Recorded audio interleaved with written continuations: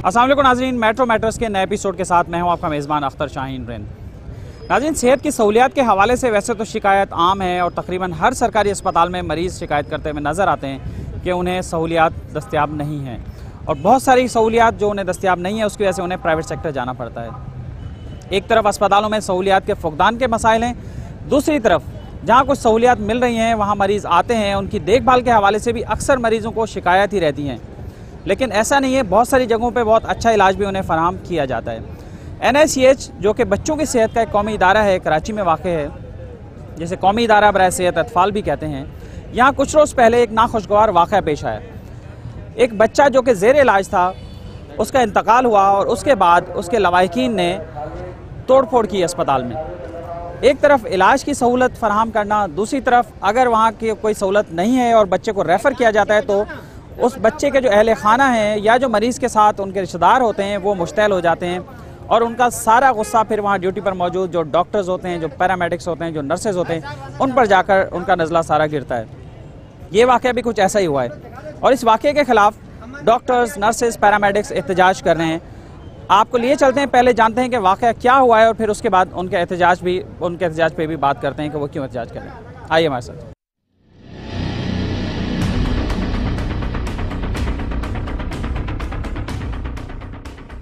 अगर आप लोगों को ये देखता है कि डॉक्टर काम नहीं कर रहे, बेटा ये आप लोग देखो, ये गवर्नमेंट का मसला है। आप वो देखते हैं अगर एक बेड में 5 बच्चे हैं ना तो डॉक्टर बेचारी घर से बैठी रहेगी। गवर्नमेंट डायरेक्टर अपना बेड लगाएगा, बेड लाएगा तो हम काम करेंगे ना। अगर बेड ही नहीं है तो बच्चे कहाँ रखेंगे? इतना बड़ा इदारा चला रहे हैं, 10 बेड रखे हुए यूनिट में, इनक्यूबेटर हमारे 2 हैं, 10 बेड थे, इसका जवाब हुकूमत से में क्या किसी माँ बहन की इज्जत नहीं है। हमारा मज़हब हमें ये सिखाता है कि हम अपनी माँ बहनों का फोटो लीक करें।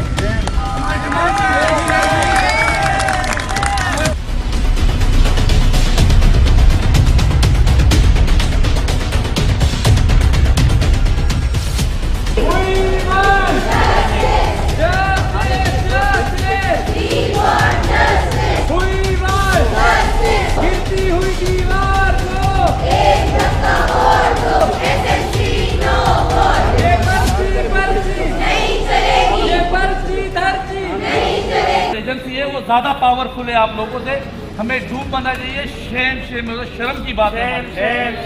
तो आप लोगों के लिए कोई भी तब्दीली नहीं है। ये लेटर दे दिए गए, हमारे जनरल सेक्रेटरी डॉक्टर महबूब आए और आपको ब्रीफिंग करेंगे। हमारा प्रोटेस्ट कंटिन्यू रहेगा। ये 6 लोग जो टपलिंग के लिए हमने कहा है उनकी बहुत बड़ी इज्जत है। एक गीदड़ को जैसे कहा ना खाल बनाई गई है, वही काम किया जाए, तो उसे आपको ब्रीफिंग देंगे डॉक्टर महबूब। हमारा प्रोटेस्ट कंटिन्यू रहेगा।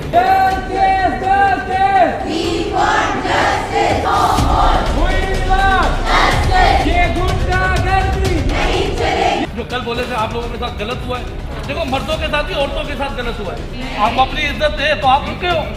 आप लोग समझते हो कि हम लोग अपनी इज्जत खुद बचा सकते हो, कोई और तो नहीं बचाएगा।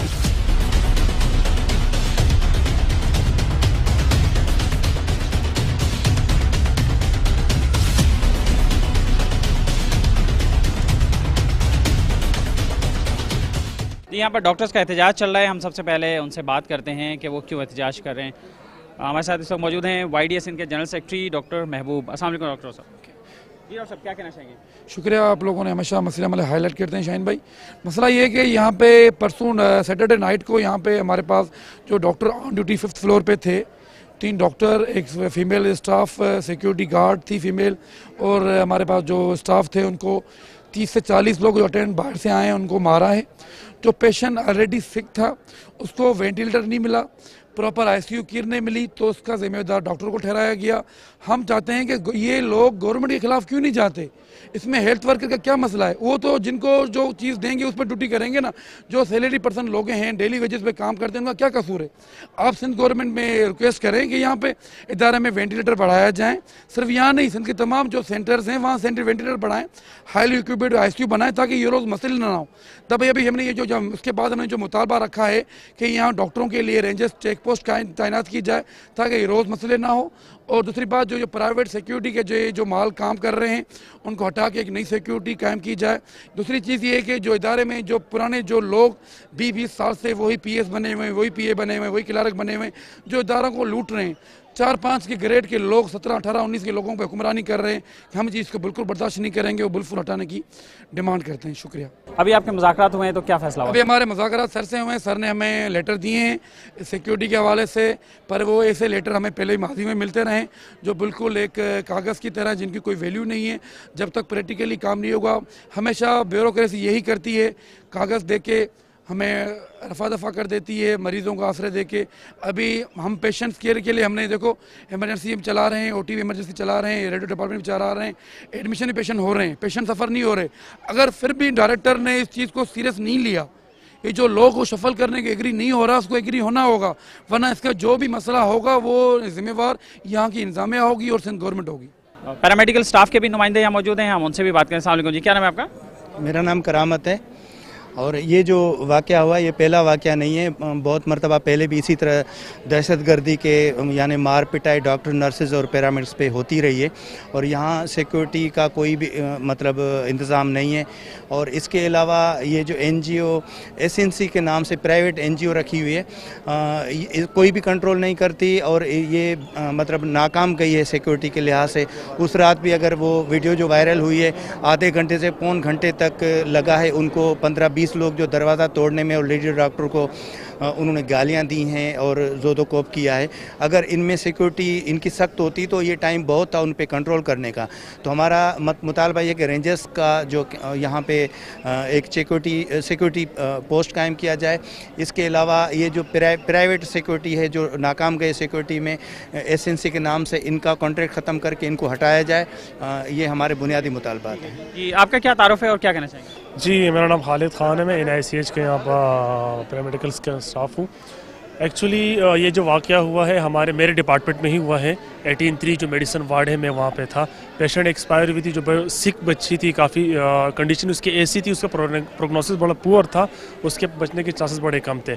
हमारे जो डॉक्टर्स हैं उन्होंने उसको इन्फॉर्म किया था, लेकिन अनफॉर्चुनेटली बच्चे जैसे एक्सपायर हुई तो वो अटेंडेंट समझ नहीं आ रहा कि ये प्लान था, किस तरह उन्होंने किया। और ऑन द स्पॉट वो 30 के 30 बंदे आए, उन्होंने अटैक किया। जो पैरामेडिक्स थे, जो स्टाफ थी, नर्सेज, उन पर अटैक किया। और हमारी 2 डॉक्टर्स हैं, डॉक्टर निमर और लारिब, उन पे अटैक किया उन्होंने, उनको बहुत बुरी तरीके से मारा और पूरे दरवाजे के तोड़ फोड़ करके बिल्कुल आराम से चले गए। और कुछ लेडी डॉक्टर्स यहाँ मौजूद हैं, हम उनसे भी बात करते हैं। आइए आपको उनके भी तासुरात। जी, आप बताइए इस वाक़े के बारे में क्या कहना चाहेंगे? देखिए जी, बात बहुत सिंपल सी है, नो सिक्योरिटी नो वर्क। हमें सिक्योरिटी नहीं दी जाएगी तो हम काम नहीं करेंगे। देखिए, हम भी किसी की माएँ हैं, बहनें हैं, बेटियाँ हैं, हम ऐसे आके यहाँ पे काम करते इसलिए करते कि कोई भी आए और हमें मार के निकल जाए। मतलब ऐसा तरीका कहीं भी नहीं होता। आप इतनी जगह पे लोग काम कर रहे होते हैं, लेकिन सिक्योरिटी तो बेसिक है ना, मतलब वो तो इंसान को मिलती ही मिलती है। हमारे यहाँ SNC है, वो किसी काम की ही नहीं है। हम यहाँ पिटते हैं, वो खड़े होकर तमाशा देख रहे होते हैं। हम यहाँ काम करने आए हैं, लोगों से पिटने नहीं आए हैं। अगर हमारी सिक्योरिटी को हायर किया जाएगा तो हमें काम करने में आसानी होगी, हमें फैसिलिटेट किया जाएगा, डॉक्टर पेशेंट्स के लिए सारी चीज़ें मुहैया की जाएगी, मेडिसिन प्रोवाइड की जाए, वेंटिलेटर्स प्रोवाइड किए जाएँ, तो हमें पेशेंट्स को फैसिलिटेट करने में इतनी मुश्किल नहीं होगी जितनी हमें मुश्किल होती है। हम कम ज़राए पे बहुत सारा काम कर रहे हैं इधर। आपने क्या देखा जब ये, आपको कैसे इत्तला मिली, कहाँ थे आप? जैसे कि मेरी ड्यूटी यहाँ पर इमरजेंसी में थी, मुझे इत्तला मिली कि वहाँ 5वें फ्लोर पे कोई बंदे आए हैं, 20 से 25 लोग थे जो वहाँ पे फीमेल डॉक्टर थी, उनसे लड़ाई कर रहे हैं। तो मैं यहाँ से जैसे ही गया, यहाँ पे हमारे भी स्टाफ और उसके अलावा यहाँ पे जो भी है हमारे सिक्योरिटी है, मैं भी उनको लेकर वहाँ पे गए थे। 20 से 25 लोग जो थे हमारे फीमेल डॉक्टर्स 3 थी, उनसे लड़ाई और मार पीटा ये कर रहे थे। तो हमने फ़ौरन जाके उनसे यही करवाया कि आप, उनका क्या कसूर है, अगर आपको वेंटिलेटर नहीं मिल रहा तो आप जाकर वहाँ पे डायरेक्टर से बात करें, आप सिंध गवर्नमेंट से ये मांग करें। ये डॉक्टर आपको क्या दे सकती है? वो डॉक्टर बेचारी तो वो अपना बच्चा घर में छोड़ के यहाँ पे आपके लिए आई है और आप उनसे मारपीट कर रहे हैं। फिर हमने उन बेचारियों को ऐसे किया कि उन्होंने वाशरूम में जाकर लड़ाई की। आप खुद देख सकते हो, वहाँ के फोटेजेस सारे मीडिया पे आ गए। फिर हमने उन लड़कियों को वहाँ से निकाल के किसी और जगह पे मुंतकिल कर दिया था वहाँ से। मेरा नाम डॉक्टर कमल देव है, मैं प्रेसिडेंट हूँ YT NICH का। अच्छा डॉक्टर साहब, ये बताइए कि आम मरीज जब आता है अस्पताल में, उसे तो नहीं पता कि आपका सहूलियत है नहीं है, क्या इतना बड़ा अस्पताल है NICH, इतना बड़ा नाम है, पूरे मुल्क से यहाँ मरीज़ आते हैं, तो वो तो यही सोच के आते हैं कि यहाँ उन्हें हर चीज़ की हर सहूलत मिलेगी। तो ये वाक़या, ऐसे वाक़यात क्यों हो रहे हैं और इसका आप क्या कहना चाहेंगे? देखें, जैसे कि आपको पता है कि ये NICH और JPMC का जो मसला फेडरल और सिंध गवर्नमेंट जो फंसा हुआ है, इसके लिए नई तैनात नहीं हो रहे, नए पैरामेडिक नर्सेज डॉक्टर्स यहाँ पर नहीं अवेलेबल किए जा रहे। हम जो पेशेंट को जब एडमिट करते हैं तो उनको हर चीज़ से आगाह करते हैं कि हमारे पास इतने वेंटिलेटर हैं, आपका नंबर आएगा तो हम आपको दाखिल करेंगे। हम ये कई बार डायरेक्टर को भी कह चुके हैं कि number of incubator, number of ventilator, लड़ाई वेंटिलेटर पे होती है। हमारे पास वेंटिलेटर 10 से 12 मौजूद हैं। हम सब अटेंडेंट को, हमारे पास यहाँ पर सिर्फ सिंध के नहीं, KP के, बलूचिस्तान से भी पेशेंट आते हैं, हम सबको काउंसलिंग करते हैं। जिस पेशेंट ने ये मसला क्रिएट किया उसके फाइल पे कंसर्न हर चीज़ दर्ज थी, पर हमारी यहाँ की जो नाकारा एजेंसी है, जो SNC के नाम से सिक्योरिटी है, वो फेल हो चुकी है। उनके तमाम गार्ड भाग चुके। 45 मिनट तक फेसबुक पे लाइव तमाशा बनता रहा। ये हम पूछना चाहते हैं, ये लोग आए कहाँ से? 30 लोग 45 मिनट तक यहाँ तमाशा करते रहे और हमारी इंतज़ामिया जूं की तो रेंकी नहीं यहाँ से। हमने मुतालबा किया कि रेंजर्स चौकी दी जाए। अच्छा, रेंजर्स चौकी के लिए कम से कम बोले महीना 1.5 महीना लग जाएगा। उसके बाद हम कह रहे हैं कि वो एजेंसी जिसके अंडर में 3 वाक़यात हुए हैं, जैसे कि आपको पता होगा माजी में एक असिस्टेंट प्रोफेसर को यहाँ मार पड़ी है। नंबर 2, एक लड़की से पहले भी ये वाक़या हो चुका है जिसके लिए हमने FIR कटवाई थी डायरेक्टर के अंडर में, कोई कुछ नहीं हुआ। ये तीसरा वाक़या। तो ये डॉक्टर साहब जैसे बता रहे थे कि जो असल मसला हुआ या जो लड़ाई जहाँ से शुरू हुई वो ये था कि वेंट उनके पास अवेलेबल नहीं थे और जो बीमार बच्चा था उसे वेंटिलेटर की केयर की ज़रूरत थी और जो उसे नहीं मिल सकी। बकौल डॉक्टर साहबान के कि उन्होंने उस बच्चे की फैमिली को, अहले खाना को बताया था कि यहाँ पे ये सूरत हाल है और आपके बच्चे का को हमने वेटिंग पे रखा हुआ है और जैसे वेंट अवेलेबल होगा तो आपको दे देंगे। लेकिन उसके बावजूद भी जैसे उस बच्चे की डेथ हुई तो ये नाखुशगवार वाक़या पेश आया। अब हम चलते हैं अस्पताल की इंतज़ामिया की जानिब कि वो क्या कहते हैं और उन्होंने इस बात को यकीनी क्यों नहीं बनाया कि यहाँ पर स्टाफ की जो सिक्योरिटी है वो रहे। आइए उनसे बात करते हैं। चलो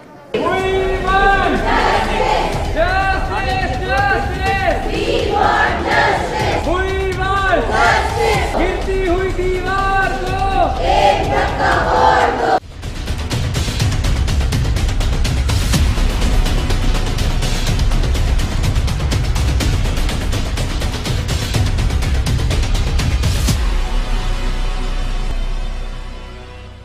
जी, हम इंतज़ामिया पे पास पहुँचे हैं। NICH के डायरेक्टर डॉक्टर जमाल रज़ा हमारे साथ मौजूद हैं। हम उनसे बात करते हैं कि ये इतना बड़ा वाक़या हुआ है, पहले तो क्यों हुआ और इस पर उन्होंने क्या एक्शन लिया। अस्सलाम वालेकुम डॉक्टर साहब। डॉक्टर साहब, ये पहले तो ये बताइए कि ये वाक़या क्यों हुआ, आपने कोई इस पर इंक्वायरी की? आपने बड़ी अनफॉर्चुनेट इंसिडेंट है और हालांकि उन मरीज़ की हालत जब ख़राब थी तो उनको अच्छी तरीके से बताया भी, समझाया भी गया था। हमारे डॉक्टरों ने इवन अपनी जेब से भी उनको पैसे दिए और सारी चीज़ें, फिर भी वो एग्रेसिव हो गए। हमारे यहाँ जनरली एक ट्रेंड हो गया है ओवरऑल कि अगर कोई इस तरह का वाक़या हो जाए तो पेरेंट्स आमतौर पे डॉक्टर को इल्ज़ाम भी देते हैं और बाज़ औक़ात पुरतशद्दुद भी हो जाते हैं। तो ये एक मॉब की सूरत में लोग अचानक से आ गए और उन्होंने उसको तोड़ फोड़ भी की और उसमें ज़ाहिर कार्रवाई की है। तो उस पर हमने FIR भी कटवाई है उनके ख़िलाफ़ और बाकी अपने जो सिक्योरिटी है उनको भी लेटर दिए हैं कि भाई ये आपकी थोड़ी सी गफलत भी थी इसमें, जो इस तरीके से उनको अलाउ किया कि वो आके और उन पे इतना उन्होंने किया। तो इसकी बुनियाद पर हमने उनको भी लेटर दिए हैं और उन्होंने भी अपने कॉन्ट्रैक्ट कैंसिल करके नई कंपनी को अपना इन्वॉल्व किया है। डॉक्टर, सबसे पहले तो ये बताइए कि कितने वेंट हैं आपके पास? हमारे पास इस वक्त तकरीबन 50 के करीब वेंटिलेटर है और उसमें से ऑन कितने सारे हैं? काम इन कर सर्विस रहे हैं। वेंट ही नहीं है तो मुझे कहाँ रखेंगे? इतना बड़ा इदारा चला रहे हैं, 10 वेंट रखे हुए यूनिट में, इंक्यूबेटर हमारे 2 हैं, 10 वेंट है, इसका जवाब हुकूमत से सारे काम करते हैं। एक अच्छा, या दो के 12 अलावा वेंट आपके ऑन है, 12 वेंट काम कर रहे थे और ये असल जो लड़ाई हुई वो वेंट ना होने की वजह से हुई? ऐसा नहीं है। वेंटिलेटर 13 तो हमारे सिर्फ ICU में है, इसके अलावा 20 के करीब वेंटिलेटर जो है वो ऊपर नर्सरी में है, सर्जिकल वार्ड्स में है। तो अलग अलग जगह पर वेंटिलेटर वहाँ पे कितनी थी? वहाँ नहीं, बच्चा वेटिंग पे था बच्चा? वेंटिलेटर तो ICU में होते हैं, हर वार्ड में वेंटिलेटर्स नहीं होते। और इस तरीके से तो देखें, हर बच्चे को आखिर में तो वेंटिलेटर की ज़रूरत पड़ती है, लेकिन ज़ाहिर एक लिमिटेड जगह है। तो NICH इतना बड़ा अस्पताल है, इतना बजट भी है उसका, इतना सारा। देखें, जब पेशेंट आता है उसको तो नहीं पता आपके पास 5 हैं, 10 हैं, 15 20 हैं, उसको तो अपने बच्चे को सही बेहतरीन केयर की ज़रूरत होती है ना। तो ऐसे में आम लोग क्या समझें इस बात? नहीं, देखिए, अनलिमिटेड वेंटिलेटर तो किसी भी अस्पताल में मौजूद नहीं। चाहे आप आगा खान चले जाइए आज कोविड का मरीज़ लेकर, वो कहते हैं कि जी हमारे पास तो जगह नहीं है, सारे पैसे आपकी जेब में रहो। तो इस तरीके से अनलिमिटेड फैसिलिटी तो कहीं प्रोवाइड नहीं की जा सकती। हम लेकिन आपने क्या इम्प्रूवमेंट किया पिछले कुछ सालों में, थोड़ा सा बताइए कि पहले पिछले क्या सालों कैपेसिटी में होती थी, अब क्या हमने हुआ? आईसीयू के अंदर हमारे पास जो वेंटिलेटर की तादाद है उसमें हमने तकरीबन 20 के करीब थे, उससे बढ़ा के हमने तकरीबन 50 तक कैपेसिटी की है। आईसीयू पूरा हमारा नया बना है जिसके अंदर हर बेड पे वेंटिलेटर है। अगर एक बेड में 5 बच्चे हैं ना तो डॉक्टर बेचारी घर में बैठी रहेगी, गवर्नमेंट डायरेक्टर अपना बेड लगाएगा, बेड लाएगा तो हम काम करेंगे ना। पिछले 10 सालों से हमारा ये अस्पताल ज़ाहिर है फेडरल और सिंध गवर्नमेंट की जो कशमकश हुई है और कोर्ट के अंदर मामलात रहे हैं, तो उसकी वजह से हम हायरिंग नहीं कर सके और हमारे पास बेशुमार असामियाँ हैं जो नर्सों की और टेक्निकल स्टाफ की जो खाली पड़ी हुई हैं। तो वैसे इन सिक्योरिटी जो कंपनी आपने रखी है इसकी जिम्मेदारी, प्राइमरी जिम्मेदारी इसकी क्या है? इसकी प्राइमरी जिम्मेदारी ज़ाहिर है प्रोटेक्ट करना है लोगों को, और जो कि उन्होंने इस वाले केस में तो नहीं किया, इससे पहले जो भी इस 2 वाले केसेस केस हुए में हैं, नहीं किया। ज़ाहिर है ये छोटे छोटे वाकयात बहुत सारे होते रहते हैं और ये क्या ये लोग मेजॉरिटी trained नहीं में प्रोटेक्ट करते भी हैं।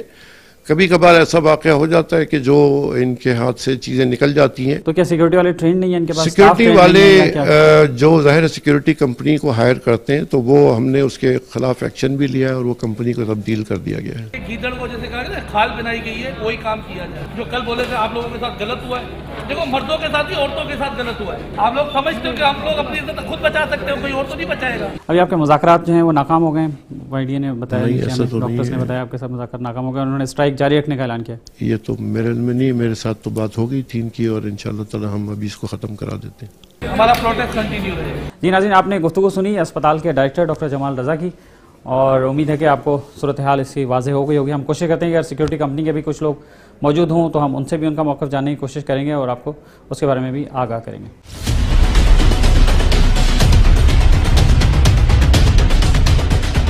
जी नाज़रीन, हम यहाँ आ गए हैं NICH के अंदर। जो सिक्योरिटी कंपनी है उसका यहाँ ऑफिस मौजूद है और ये सिक्योरिटी कंपनी का नाम है सिक्योरिटी एंड कम्युनिकेशन SNC और इनका कमांड एंड कंट्रोल रूम है यहाँ पर और इनके ऑफिशियल यहाँ हमारे साथ मौजूद हैं। हम उनसे जानते हैं कि ये जो सारा वाक़या हुआ है इसमें इनके जो गार्ड्स है वो क्यों नाकाम रहे हैं इस सारे वायलेंस को रोकने में। अस्सलाम वालेकुम जी, पहले अपना तारुफ प्लीज़ करवा दें। जी फैज़ान नाम है मेरा, मैं प्रोजेक्ट हेड हूँ SNC में। ओके फैज़ान साहब, ये बताइए कि जो वाक़या हुआ आपके गार्ड्स कितने थे ड्यूटी पर उस रात को? उस वक्त जी हमारी 15 गार्ड्स की स्ट्रेंथ मौजूद थी पूरे हॉस्पिटल के लिए? पूरे हॉस्पिटल के लिए।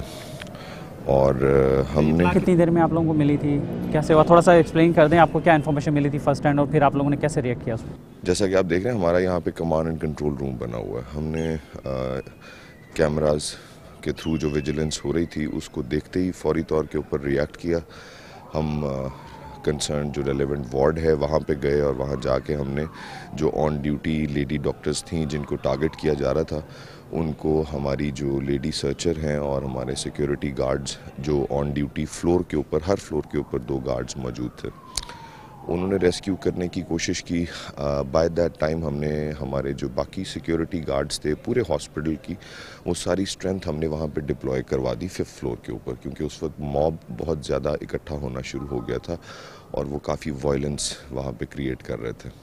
ये बताइए कि वैसे नॉर्मली तो अटेंडेंट एक से ज़्यादा अटेंडेंट भी नहीं छोड़ते हैं गेट से, तो ये इतने सारे लोग कैसे पहुंच गए और ये नेग्लिजेंस किसकी है, किसके पार्ट पे ही आप जिम्मेदारी डालेंगे?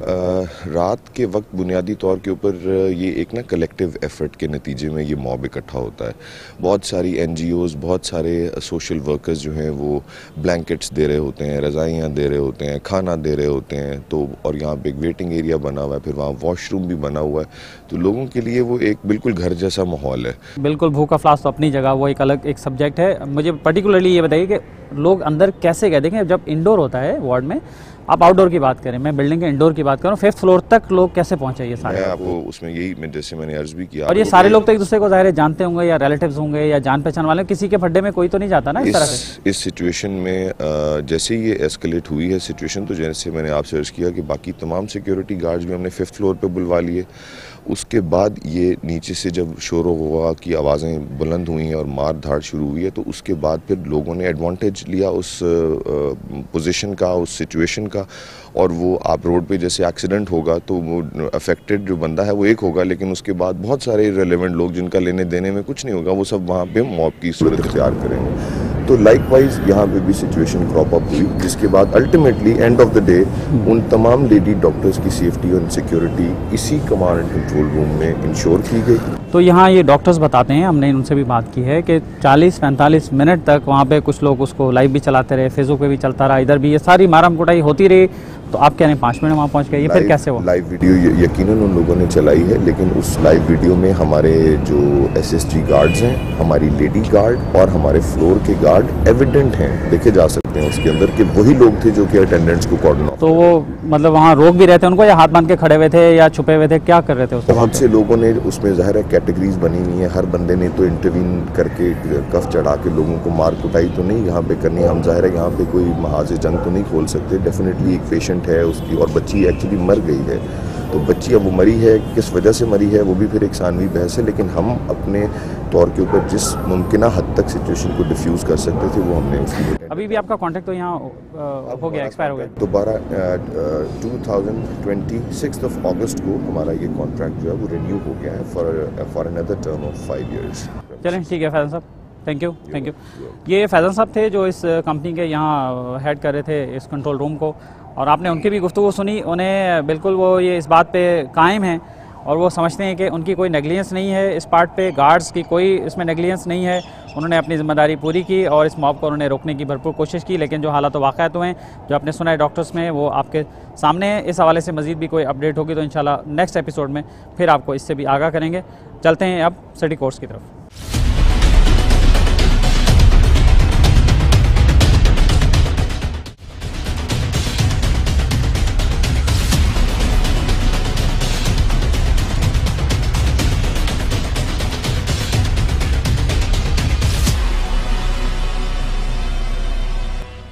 जी नाज़रीन, अभी बात करते हैं मुनीर ए मलिक एडवोकेट साहब से, जो कि सिंध बार काउंसिल के नौमंतखब मेंबर हैं।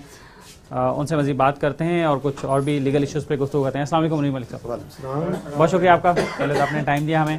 मुबारक हो आपका, आप सिंध बार काउंसिल में माशाल्लाह मुंतखब हो गए हैं एज मेंबर। बहुत थैंक यू, शुक्रिया।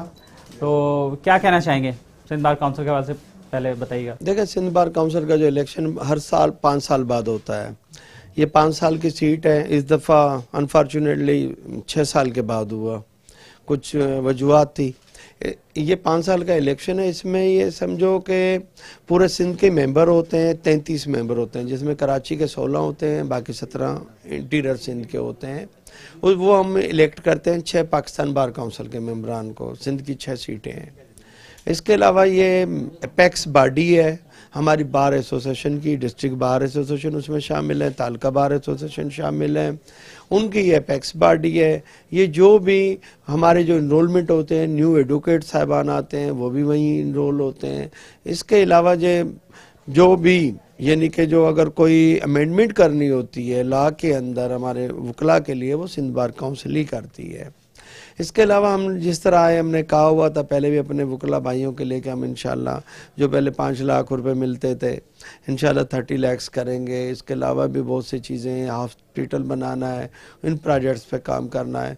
मैं अपने वकला भाइयों का तहे दिल से शुक्रगुजार हूँ कि उन्होंने मुझे इलेक्ट किया और ये मौका दिया खिदमत करने के लिए। जैसे मुझे पिछले साल कराची बार के अंदर बीइंग ए प्रेसिडेंट इलेक्ट किया था, तो मैं उन सब दोस्तों का, वकला बहन भाइयों का शुक्रगुजार हूँ। और इंशाल्लाह मैं चाहूँगा कि जैसे कराची बार में आज से पहले हिस्ट्री में इतने काम नहीं हुए जो हमारे इस 2020 बॉडी ने काम किए। आप भी आते रहे हो यहाँ पर, चाहे रोड का काम हो, सेवरेज का काम हो, लाइट्स क्लब का काम हो। इवन जब कोरोना के मुश्किल हालात थे, कराची बार एसोसिएशन ने अपने तौर पर अपने दोस्तों के थ्रू कुछ यहाँ से कोशिश की, हमने फ़ंड भी दिया, वकला जो हमारे ज़रूरतमंद वकला थे उनकी सपोर्ट भी की। इंशाल्लाह मुझे अल्लाह ताला ने मौका दिया तो मैं सिंध बार काउंसिल के अंदर भी इंशाल्लाह अच्छे काम करेंगे जो वकला के लिए फ़ायदेमंद हो। थैंक यू, बहुत शुक्रिया आपका, बहुत शुक्रिया। जी नाज़रीन, कराची बार के इलेक्शन हो चुके हैं, नई काबीना आ चुकी है और नई काबीना को मुबारकबादों का सिलसिला भी शुरू हो चुका है।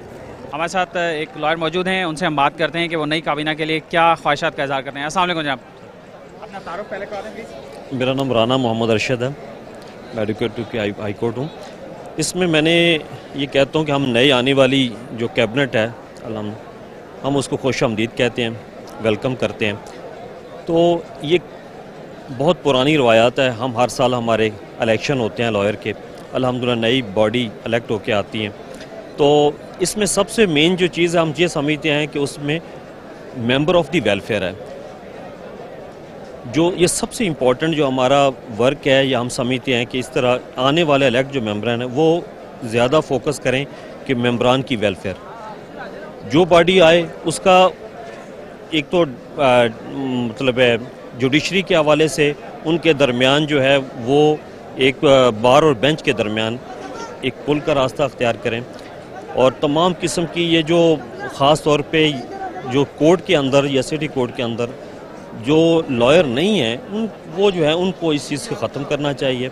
और बाकी मैं समझता हूँ कि इंशाअल्लाह अज़ीज़ हमारे ये मेंबरान हैं, हम सब के साथ मिल के काम करेंगे। पिछली जो काबीना थी जो अभी चेंज हो जाएगी, बस दिसंबर में उसका टेन्योर ख़त्म हो जाएगा। मुनीर मलिक साहब की सरबराही में जो काबीना रही वो उन्होंने कैसा काम किया, उसके बारे में आप क्या कहें? मैं समझता हूँ उन्होंने भी बहुत प्यारा सिटी कोर्ट में बहुत अच्छी काम किया है। ख़ास तौर पे इनके यहाँ पानी वगैरह थे, उन्होंने वगैरह वो सारा ख़त्म किया है, और नए शेड वगैरह सिटी कोर्ट में उन्होंने बनवाए हैं। तो ये मेरा ख्याल है कि बहुत अच्छा भी उन्होंने भी बहुत प्यारा काम किया है।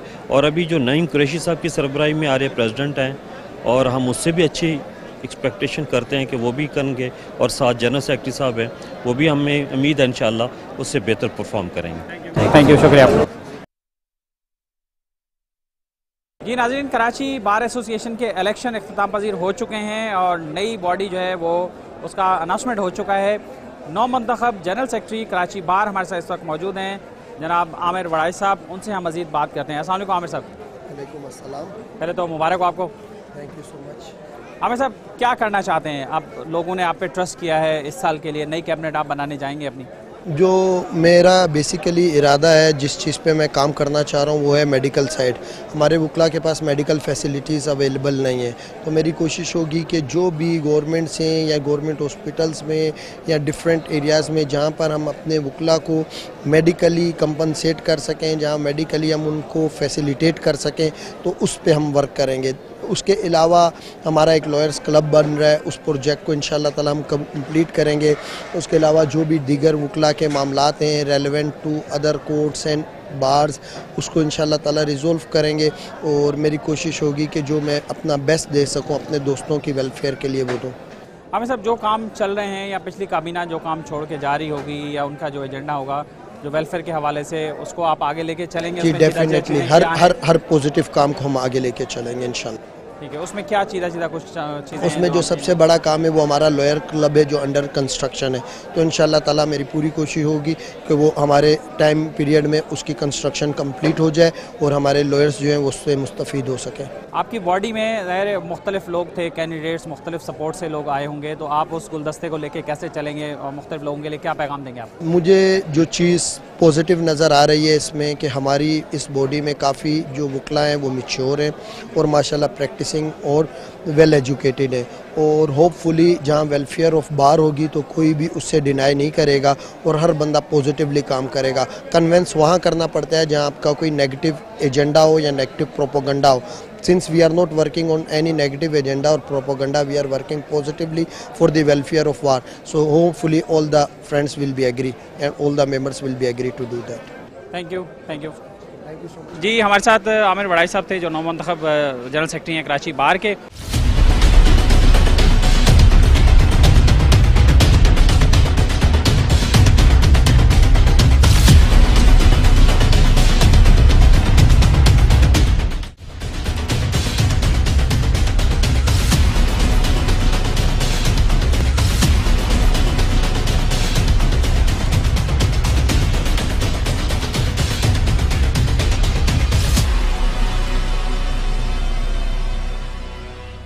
अस्सलाम वालेकुम नाज़रीन, अब बात करते हैं FPCCI के इंतखाबात की।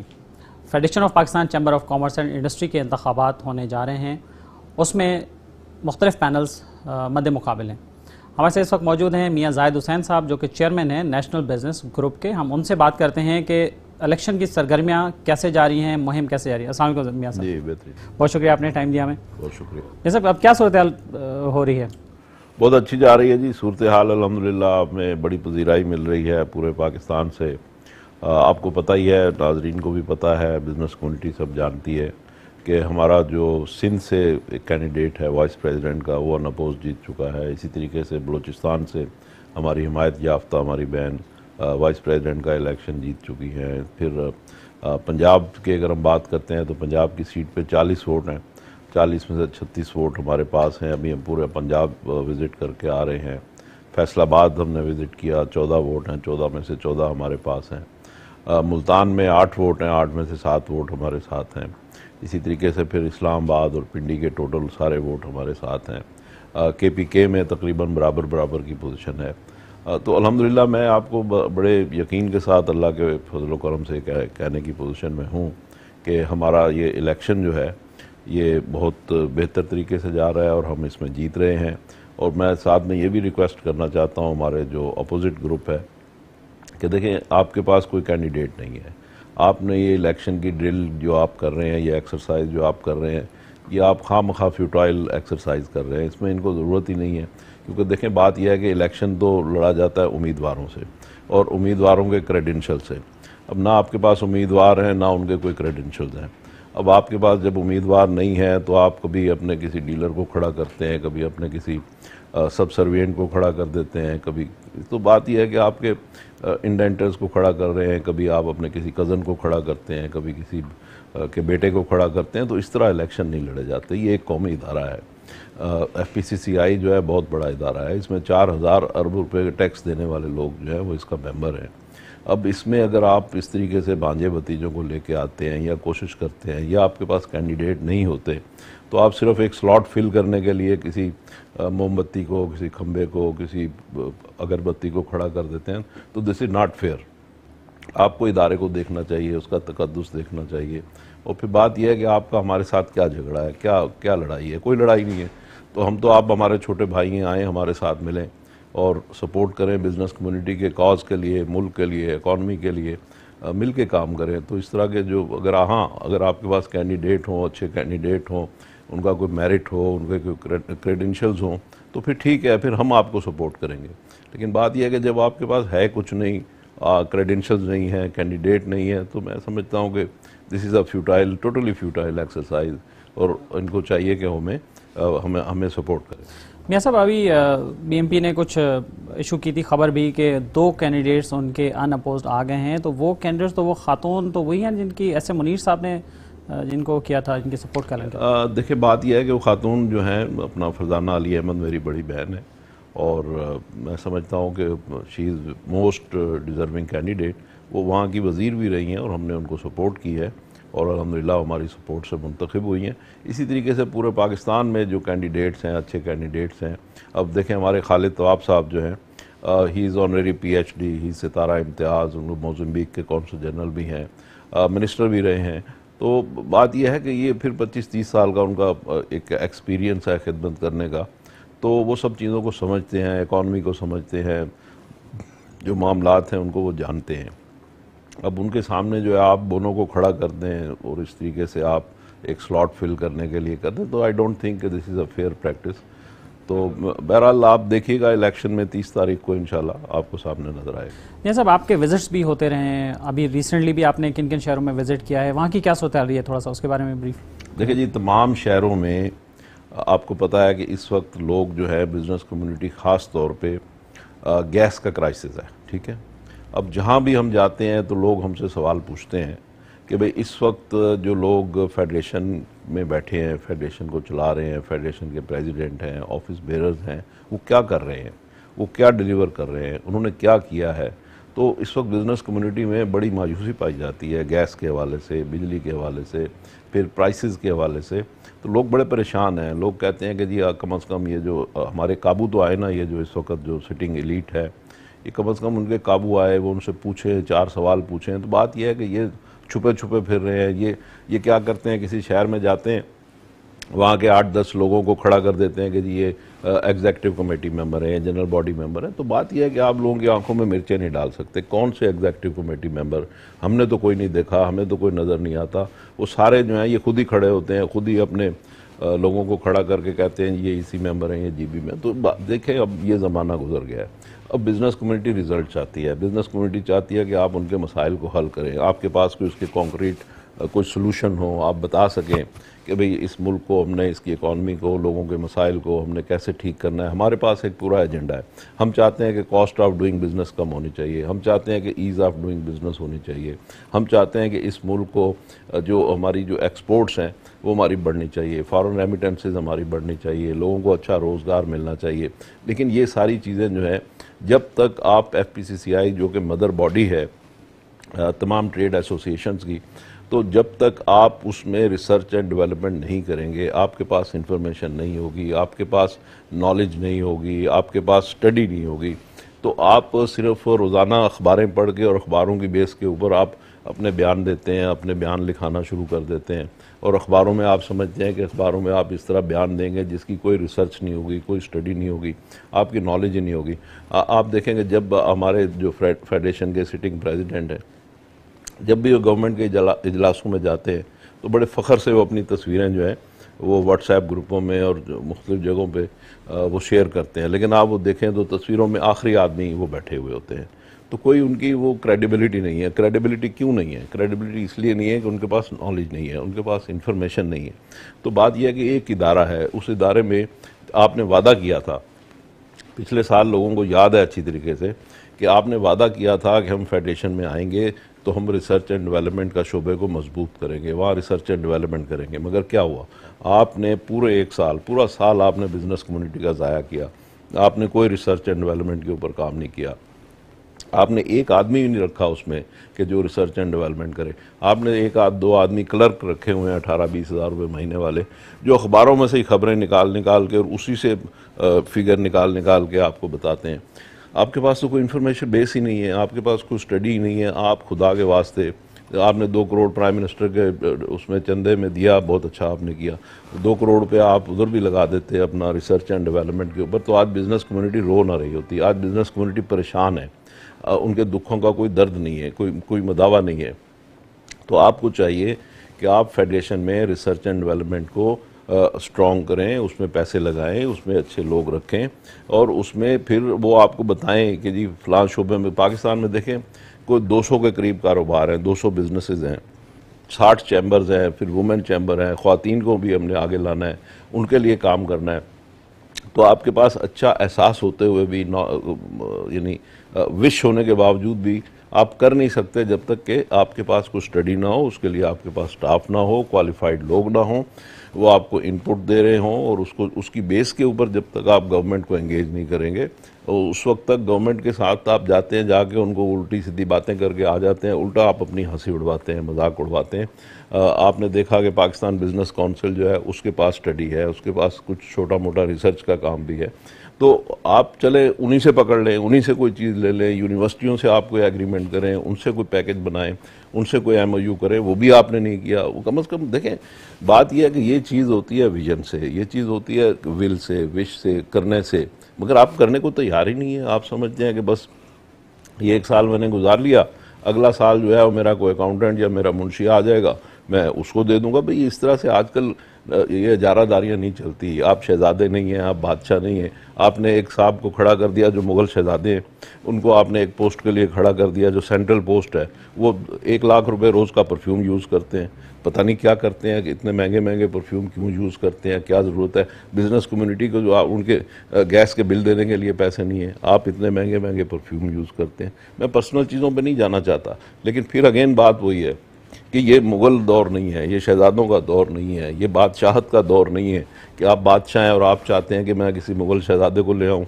आप बादशाह हैं, आप चाहते हैं जी कि मैं अपने किसी मुलाजम को, अपने डीलर डिस्ट्रीब्यूटर को ले आऊँ। आप बादशाह हैं, आप चाहते हैं कि जी मैं अपने भतीजे को ले आऊँ, मैं अपने कज़न को ले आऊँ। What is this? इस तरीके से मुल्क चलते हैं, इस तरीके से इदारे चलते हैं। खुदा के वास्ते अकल के नाखन लें और इस मुल्क को संभालें, इस इदारे को संभालें। ये सारे इदारे जो हैं, सारी एसोसिएशन जो हैं, ये उनकी माँ है, इसका एहतियात करें और उसके साथ ये खिलवाड़ ना करें। बहुत शुक्रिया मियाँ जाहिद हुसैन साहब, आप हमारे साथ मौजूद रहे, आपने हमें टाइम दिया। और नाज़रीन, आपने गुफ्तगू सुनी मियाँ जाहिद हुसैन साहब की। Federation of Pakistan chamber of commerce and industry का जो इलेक्शन होता है वो एक बड़ा ही सरगर्मी से लड़ाया जाता है और उसमें भरपूर कोशिश करते हैं पैनल्स और उम्मीदवार के वो ज़्यादा से ज़्यादा वोट हासिल करें। मियां ज़ाहिर साहब ने अपनी तरफ से बताया आपको कि नेशनल बिज़नेस ग्रुप और यूनाइटेड बिज़नेस ग्रुप का जो इलाक़ है वो कैसे जा रहा है और लोगों का उन पर कितना एतमाद है और लोग उनको कैसे देखना चाहते हैं और अपने इशूज़ के हल के लिए उनकी तरफ लोग देख रहे हैं। नाज़रीन, मेट्रो मैटर्स में अपने मेज़बान अख्तर शाहीन रिंद को इसके साथ ही इजाज़त दीजिए। इंशाल्लाह अगले एपिसोड में फिर हम दोबारा बात करेंगे इलेक्शन की और आपको मज़ीद भी अपडेट देंगे। अपना ख्याल रखिएगा। अल्लाह हाफ़िज़।